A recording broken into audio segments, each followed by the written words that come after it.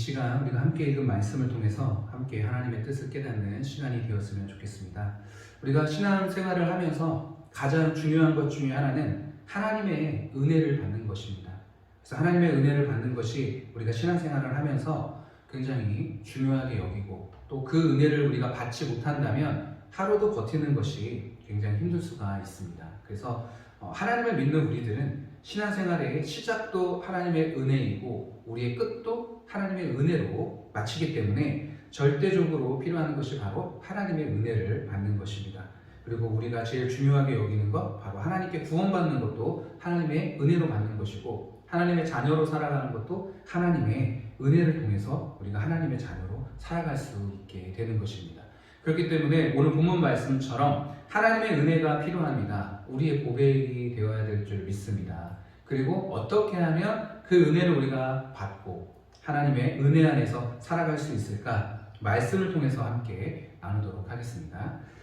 바울이 고백한 걸 보면 고린도전서 15장 10절에 보면, 그러나 내가 나된 것은 하나님의 은혜로 된 것이니 내게 주신 그의 은혜가 헛되지 아니하여 내가 모든 사도보다 더 많이 수고하였으나 내가 한 것이 아니요 오직 나와 함께 하신 하나님의 은혜로 라고 얘기했습니다.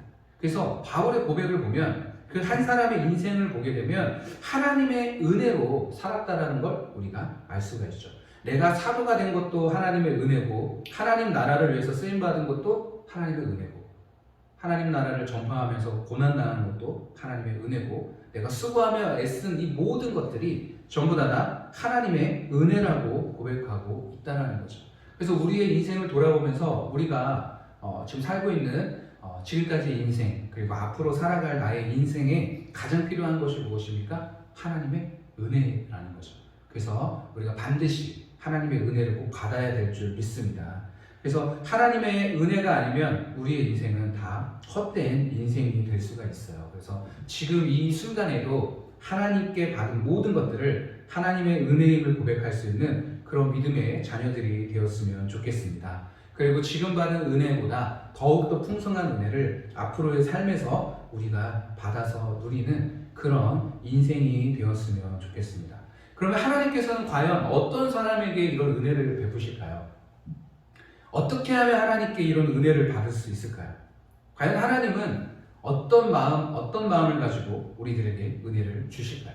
우리가 이걸 잘 알 필요가 있습니다. 그래야 하나님이 원하는 그런 사람이 되어서, 하나님의 마음에 합한 사람이 되어서 하나님의 그 크신 은혜를 받아서 우리가 이 땅에서 하나님의 뜻과 하나님의 계획을 이루며 살 수가 있다는 거죠. 그래서 인생을 돌이켜 볼 때 바울이 고백했던 것처럼 나의 나된 것은 하나님의 은혜다. 복받는 것만 은혜가 아니라 내가 사도가 되고 높아지는 것만이 은혜가 아니라 고난받는 것도 하나님의 은혜, 그리고 많은 사람들에게 핍박을 받는 것도 하나님의 은혜다 라고 이제 사도 바울이 고백한 것처럼 우리 인생도 매 순간순간이 하나님의 은혜임을 고백해야 될 줄 믿습니다. 오늘 본문 말씀을 보면 예수님 당시에 가장 예수님의 말을 안 들었던 사람들이 있어요. 그 무리들이 있습니다. 예수님이 아무리 얘기를 해도 절대적으로 마음을 닫고 듣지 않는 사람들이 있었어요. 그래서 이 사람들은 예수님의 말씀을 듣는 것이 거의 불가능할 정도로 마음을 닫은 사람들입니다. 그 사람들이 누굽니까? 오늘 본문에 나와 있는 바리새인들과 서기관들이에요. 그래서 예수님께서는 이 바리새인과 서기관들이 어떤 상태이고 어떤 삶을 살아가는지를 예수님께서 계속해서 이렇게 지적을 해주셨어요. 그리고 이들이 왜 불가능한지, 이들이 왜 예수님이 아무리 얘기를 해도 예수님의 말씀을 받아들이지 못하는 상태가 되었는지를 예수님께서 이야기를 해주셨습니다. 그것은 무엇이냐면 교만 때문에 그렇습니다. 바리새인들과 서기관들의 삶을 보면, 예수님께서 지적하신 그 내용들을 보면 이들은 마음속에 교만함이 있어서 아무리 예수님께서 말씀을 전하더라도 이들은 예수님의 말씀을 받아들이는 게 불가능했어요. 그래서 예수님이 아무리 말씀을 전해도 이들은 회개하지 않고 예수님의 말씀을 받아들이지 않았다는 거죠. 무엇 때문에 그렇습니까? 교만함 때문에 그래요. 이들의 상태를 한번 우리가 보도록 하겠습니다. 오늘 본문 말씀 3절을 보게 되면, 그러므로 무엇이든지 그들이 말하는 바는 행하고 지키되 그들이 하는 행위는 본받지 말라. 그들은 말만 하고 행하지 아니하며, 또 4절을 보게 되면 또 무거운 짐을 묶어 사람의 어깨에 지우되 자기는 이것을 한 손가락으로도 움직이려 하지 아니하며 라고 이야기했습니다. 이 바리새인들이 하는 이야기들은 맞아요. 하나님의 말씀을 사람들에게 가르치며 이야기를 합니다. 그래서 예수님께서 이야기하셨어요. 저들이 하는 말은 들어도 된다. 그리고 저들이 하는 말은 그걸 듣고 하나님의 말씀이기 때문에 순종하면 되는 거예요. 그러나 이 말을 하는 바리새인들은 어떻습니까? 하나님의 말씀대로 살지 않는다는 거예요. 그리고 다른 사람들을 더 힘들게 하고 더 무겁게 해서 신앙생활하는 것이 재밌고 즐거워야 되는데 율법에 매여서 오히려 더 지치고 피곤한 그런 신앙생활들을 하게 된다는 거죠. 그러면서 예수님께서는 뭐라고 얘기합니까? 이들은 5절에 보게 되면 그들의 모든 행위를 사람에게 보이고자 하나니 곧 그 겪는 띠를 넓게 하며 옷수를 길게 하고 자신들이 하는 행위들이 하나님 앞에서 하나님의 말씀에 순종하기 위해서 하는 행동들이 아니라 누구에게? 사람에게 보이기 위한 행동들이었다는 거죠. 그래서 이들은 하나님의 말씀을 지키기 위해서, 율법을 지키기 위해서 많은 사람들에게 보여지기 위해서 행동을 했습니다. 그러나 하나님이 보실 때는 그 행동들을 따라하지 말라고 이야기하시는 거예요. 그들이 하는 말들은 하나님의 말씀이기 때문에, 율법을 지키라고 하는 말들이기 때문에 그 말은 지켜도 괜찮습니다. 그러나 사람에게 잘 보이기 위해서 하는 이들의 행위들은 따라하지 말라고 하는 거예요. 왜 그렇습니까? 이들의 마음속에 교만함이 있었기 때문에 그래요. 그래서 사람들에게 자신들이 어떻게 비춰지길 원했냐면 하나님처럼 높아지고 싶은 마음들이 있었어요. 그래서 야, 저 사람은 우리랑 좀 다르다. 우리보다 신앙생활을 하는 데 있어서 우리의 스승이 될 수도 있고 아버지가 될 수도 있고 지도자가 될 수도 있겠다라는 이런 존경을 받고 싶고 높임을 받고 싶었던 이 바리새인과 사두개인의 모습을 예수님께서 오늘 본문 말씀에 책망하고 있는 거죠. 다른 사람들보다 조금 더 알고 있고 다른 사람들을 가르치는 위치에서 사람들을 무엇으로 힘들게 합니까? 말씀을 통해서, 율법을 통해서 힘들게 하는 거예요. 그래서 이 사람들이 점점점 신앙생활을 하면서 기쁨보다는 무겁고 지치고 피곤한 신앙생활을 하게 된다는 거죠. 그래서 우리는 주변에서 이런 사람들을 가끔 보게 됩니다. 하나님의 말씀을 지식적으로 더 많이 알기를 원하는 사람들이 있어요. 그래서 내가 많이 알고 있는 이 말씀을 통해서 내가 순종하고 변화되기를 위해서 기도하는 게 아니고 이 말씀대로 살지 못하는 나보다 말씀을 적게 알고 있는 사람들에게 오히려 지적하고 비판하고 그런 사람들에게 더 무거운 책임을 지게 하는 교만한 사람들을 보게 된다는 거죠. 내가 알고 있는 이 성경 지식이 내 자신을 비춰보고 겸손한 마음으로 하나님 앞에 기도하는 것이 아니라 내가 더 많이 알고 있으니까 다른 사람들을 판단하고 비판하고 점점 신앙생활의 짐을 무겁게 지는 그런 역할들을 하고 있지는 않은지 우리가 삶을 한번 돌이켜볼 필요가 있다는 거죠. 서기관들과 바리새인들이 그랬습니다. 점점점 하나님에 대한 지식들은 많아졌어요. 그래서 많은 사람들을 가르칠 수가 있었습니다. 그런데도 불구하고 예수님께서는 이들을 책망하셨어요. 왜 그렇습니까? 교만했기 때문에 그렇습니다. 하나님 앞에 교만한 이들은 하나님에게 은혜를 받을 수 있을까요? 없을까요? 없다라는 거죠. 왜 없냐면 이들은 이미 하나님처럼 높아져 있어요. 자신이 하나님의 위치에 올라와 있습니다. 예수님께서 이들의 모습을 비판하면서 세 가지를 하지 말라고 이야기하셨습니다. 7절부터 10절까지 보게 되면 제가 읽어드릴게요. 시장에서 문안받는 것과 사람에게 랍비라 칭함을 받는 것을 좋아하나니 그러나 너희는 랍비라 칭함을 받지 말라. 너희 선생은 하나요? 너희는 다 형제니라. 그리고 9절에 땅에 있는 자를 아버지라 하지 말라. 너희의 아버지는 한 분이시니 곧 하늘에 계신 이시니라. 또한 지도자라 칭함을 받지 말라. 너희의 지도자는 한 분이시니 곧 그리스도시니라.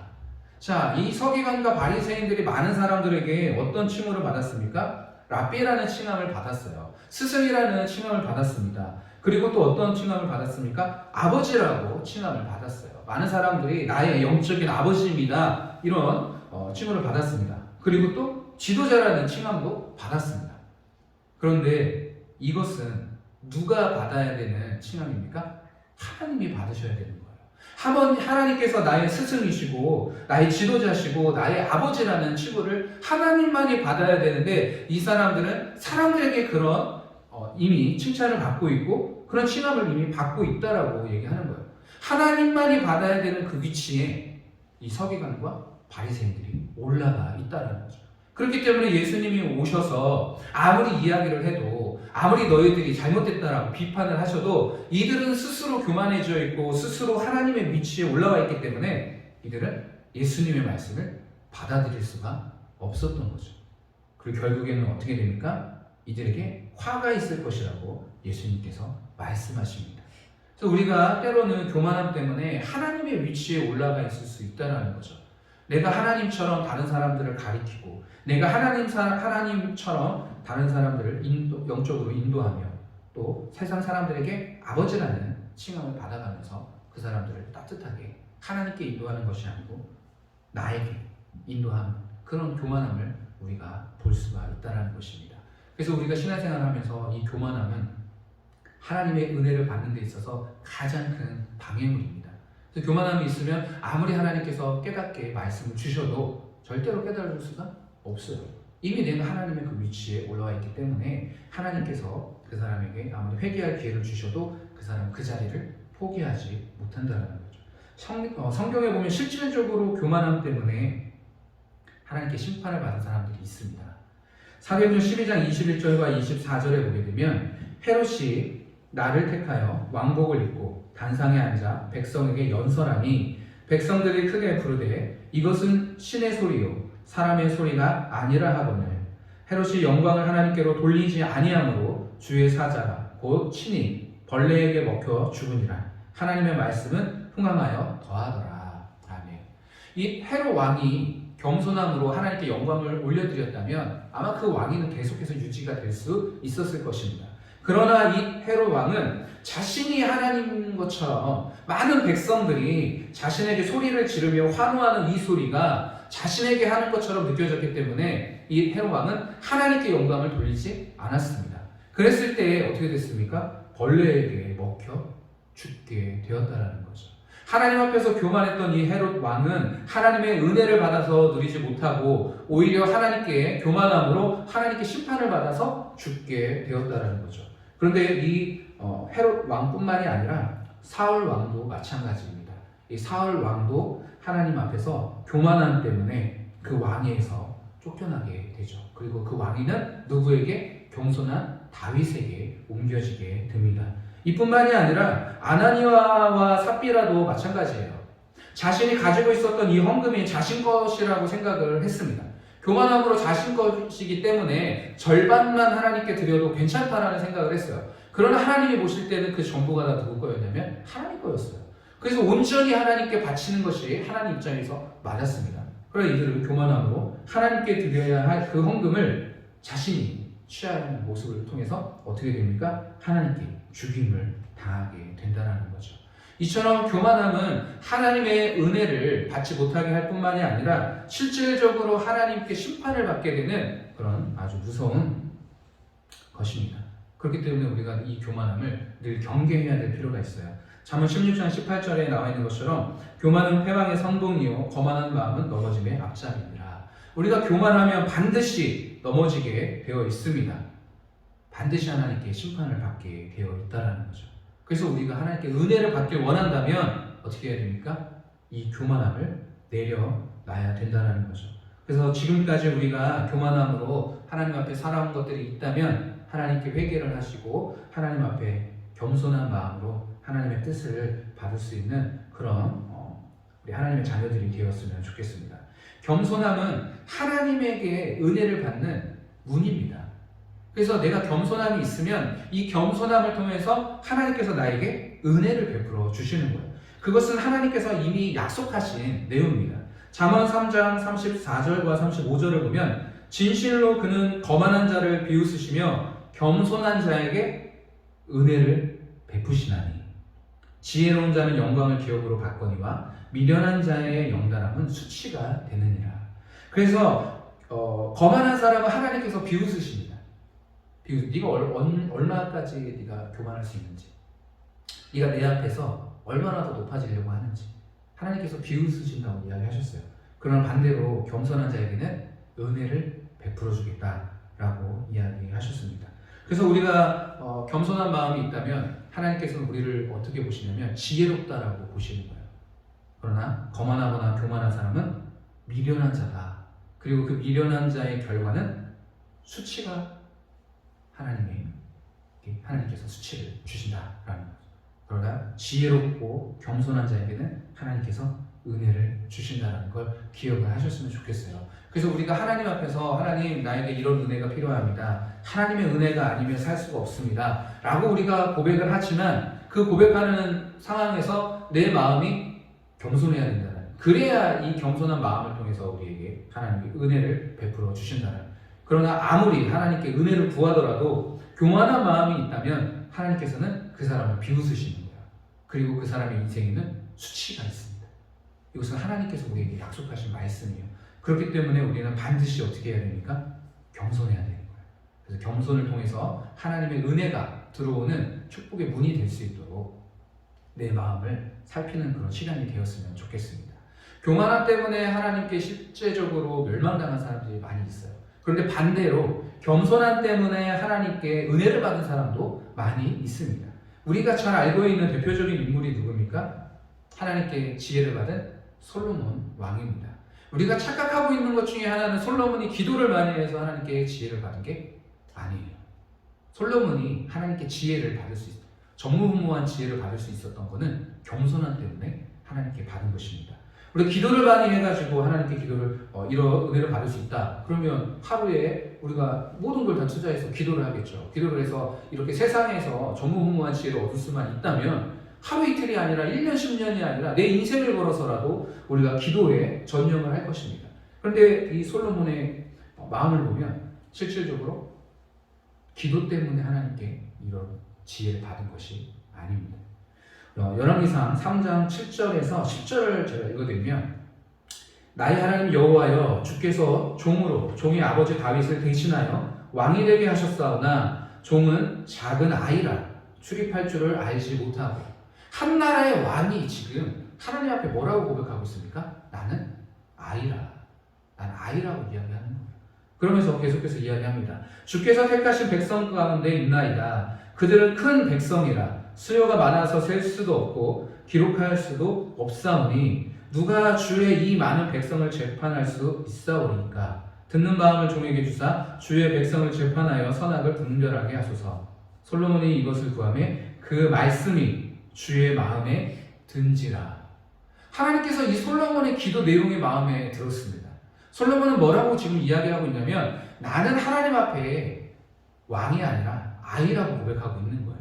그리고 나에게 맡겨진 이 백성들은 그 나라의 왕은 누굽니까? 솔로몬이지만 이보다 더 크신 하나님 나라의 백성이라고 고백하고 있는 거예요. 주의 백성. 내 나라의 백성이 아니라 주의 백성, 하나님 나라의 백성을 내가 어떻게 재판하고 이들에게 선악을 분별하게 할 수 있겠습니까?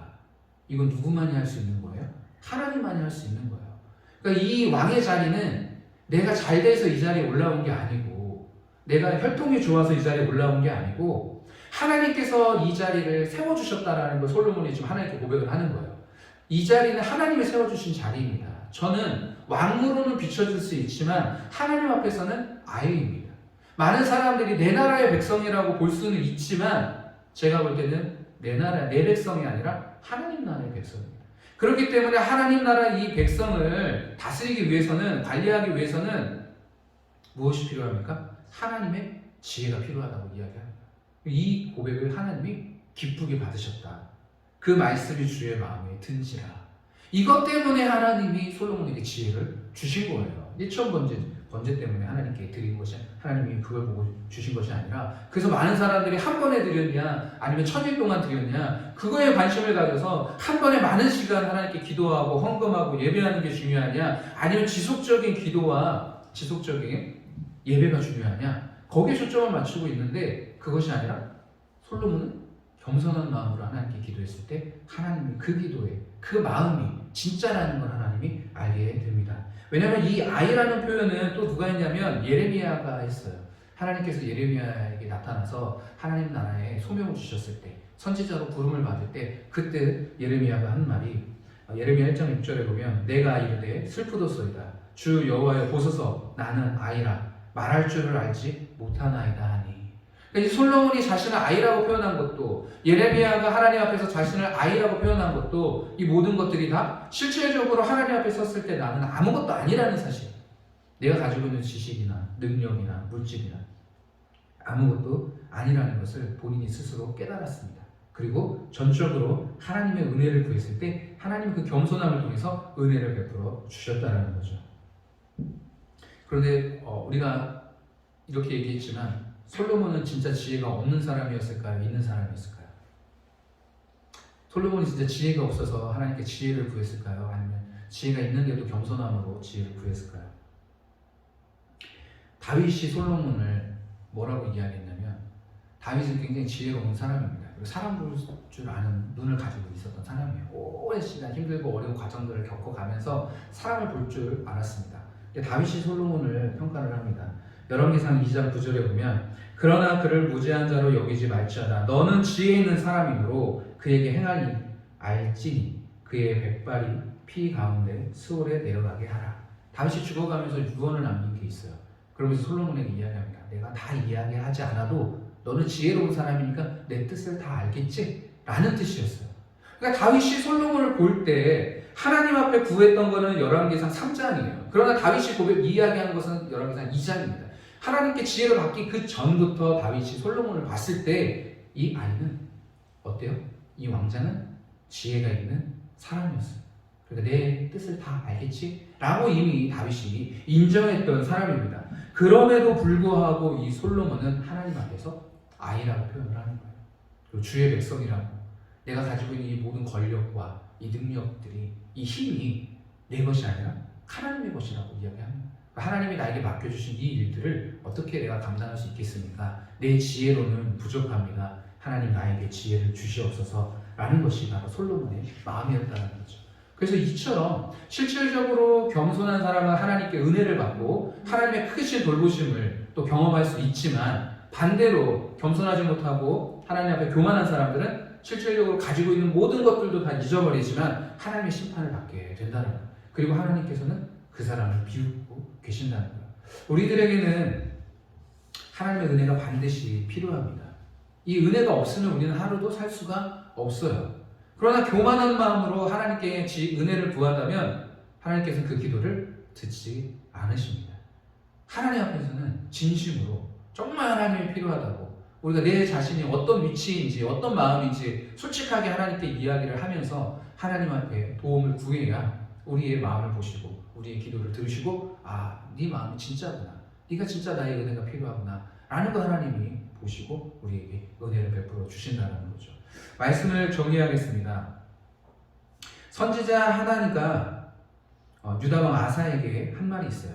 그 말은 무엇이냐면, 역대하 16장 9절을 보면 여호와의 눈은 온 땅을 두루 감찰하사 전심으로 자기에게 향하는 자를 위하여 능력을 베푸시나니 이 일은 왕이 망령되이 행하였은즉 이후부터는 왕에게 전쟁이 있으리이다 하며, 하나님이 어떤 분이신지 이 왕에게 이야기하고 있어요. 하나님은 어떤 분이십니까? 전심으로 자기를 찾는 자에게 하나님께서 그 사람을 위해서 능력을 베풀어 주신다 라는 걸 왕에게 이야기했습니다. 그런데 이 이야기를 들으면 우리는 어떻게 해야 됩니까? 겸손한 왕이었다면 하나님께 무릎 꿇고 하나님께 전심으로 하나님의 도우심을 구했겠죠. 지금 상황이 전쟁 상황이었다면 오히려 더 그 하나님의 붙잡는 건 간절했겠죠. 그런데 이 왕은 하나님을 붙잡지 않고 아람 나라를 붙잡습니다. 그래서 선지자가 하나님 말을 얘기해 주는 거예요. 당신이 하나님을 붙잡았을 때는 하나님의 능력으로 전쟁에 승리하지만 지금 같은 경우 아람 나라를 붙잡으면 하나님께 벌을 받습니다. 하나님은 전심으로 자기를 찾고 구하는 자에게 능력을 베풀어 주시고 은혜를 베풀어 주십니다 라고 이야기했더니, 이 교만한 왕은 하나님의 말을 듣지 않고 이 선지자를 감옥에 가둬버려요. 그리고 핍박을 합니다. 그 결국은 어떻게 됩니까? 병나서 죽어요. 발병이 나가지고 죽습니다. 그래서 우리가 전심으로 하나님을 찾는다라는 말은 무슨 말이냐면, 오늘 본문 말씀처럼 그냥 외형적으로 보이는 그런 신앙생활을 이야기하는 게 아니에요.